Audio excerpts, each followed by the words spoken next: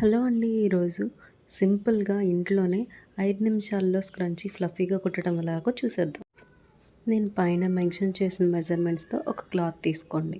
ఆ క్లాత్‌ని నేను చూపించిన విధంగా ఈ ఎడ్జెస్ మిషన్ మీద యాడ్ చేసుకోండి.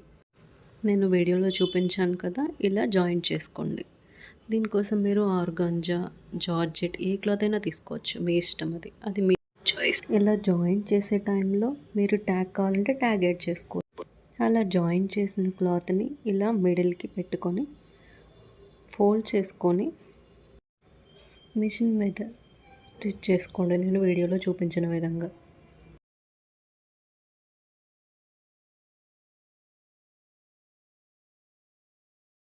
కదా, నేను ఎలా ఫోల్డ్ చేశానో అలాగే ఫోల్డ్ చేసుకొని మిషన్ మీద స్టిచ్ వేసుకోండి.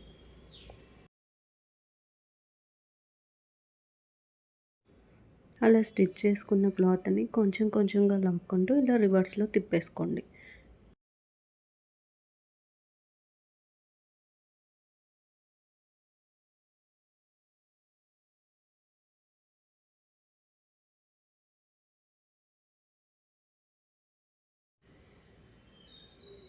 చూసారు కదా, ఇలా స్టిచ్ చేసుకున్న తర్వాత ఇలా రివర్స్లో తిప్పేసేయండి.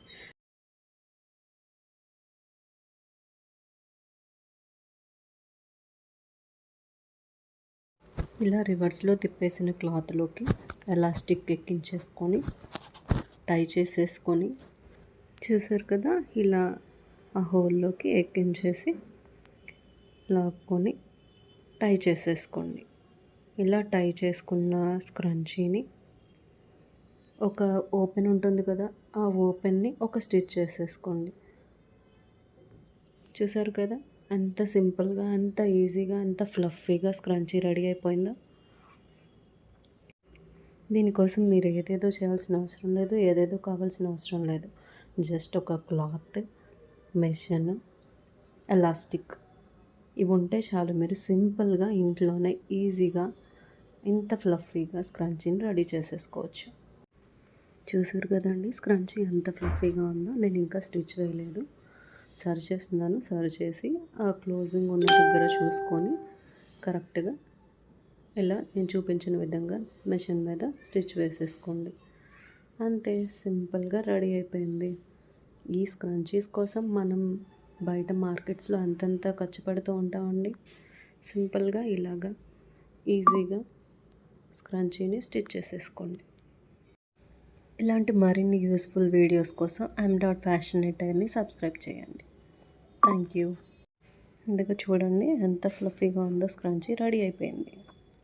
అంతే, సింపుల్. నిజం చెప్పాలంటే ఈ స్క్రంచీని హెయిర్ కన్నా హ్యాండ్కే ఈ మధ్య ఎక్కువ యూజ్ చేస్తున్నారు కదా, ఇలా స్టైలింగ్ కోసం. ఓకే అండి, నా వీడియో కనుక మీకు నచ్చినట్టయితే షేర్ చేయండి, లైక్ చేయండి, సబ్స్క్రైబ్ చేయండి. Thank you.